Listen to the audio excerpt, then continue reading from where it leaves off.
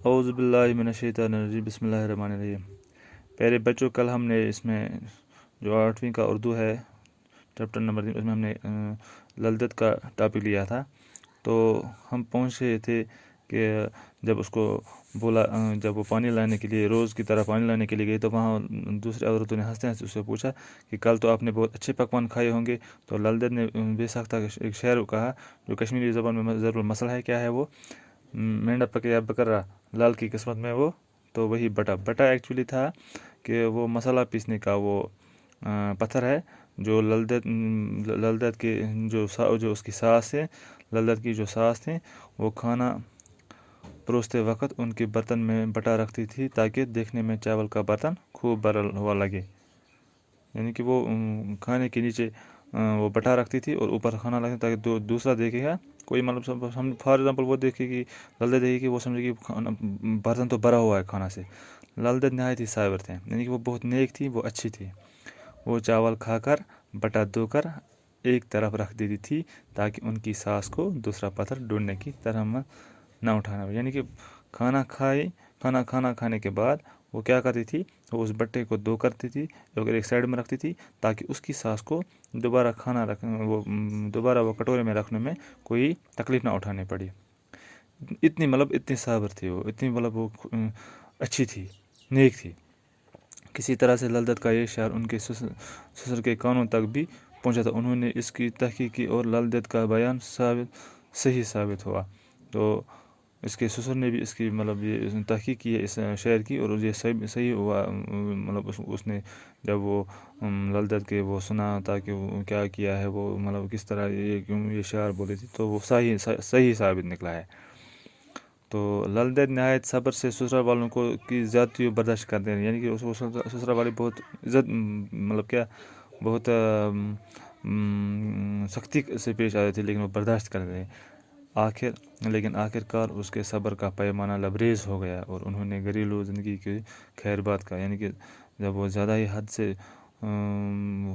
حد پار کرنے لگی، اس کو اس کا جو یہ ظلم تھا وہ برداشت اس کو نہیں ہوا، تو وہ گھر والوں کو گھریلو زندگی کو خیر بنانے کی خوش آمدید کہا کہ اس دنیا سے چلی گئی اور ایک مست قلندر کی طرح جگہ جگہ گھومنے لگی۔ یعنی کہ دنیا سے کیا وہ اس گھر سے چلی گئی تاکہ وہ کیا سمجھو ایک درویش کی طرح جگہ جگہ گھومنے لگی، یعنی اس نے گھر چھوڑ دیا ہے۔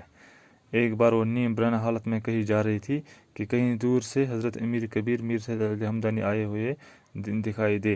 للدت کو اس کی حالت میں حضرت امیر کا سامنا کرنا میں شرم محسوس ہوئی، یعنی کہ وہ ایک برہنہ کپڑے لگے نیم برہنہ حالت میں کہیں جا رہی تھی تو امیر کبیر نظر آئے، تو للدت نے امیر کبیر کا سامنا کرنے میں شرم محسوس کی ہے۔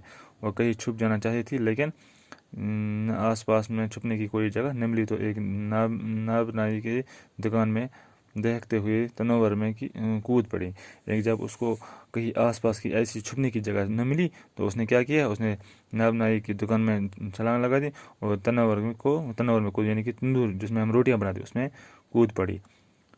بیچارے ناب نائی کے تو ہوش ہی اڑ گئے، یعنی کہ جو ناب نائی تھا اس کے ہوش ہی اڑ گئے۔ تھوڑی دیر میں جب تنور کا ڈھکن اٹھا لیا گیا تو یہ دیکھ کر سب حیران ہوئے کہ للدت ایک خوبصورت لباس پہن کر تنور سے برآمد ہوئے۔ یعنی کہ جب تھوڑی دیر بعد تنور کو ڈھکنا اٹھا گیا تو لوگوں نے کیا کیا، وہاں للدت کو ایک خوبصورت کپڑے پہن کر دیکھا۔ بعد میں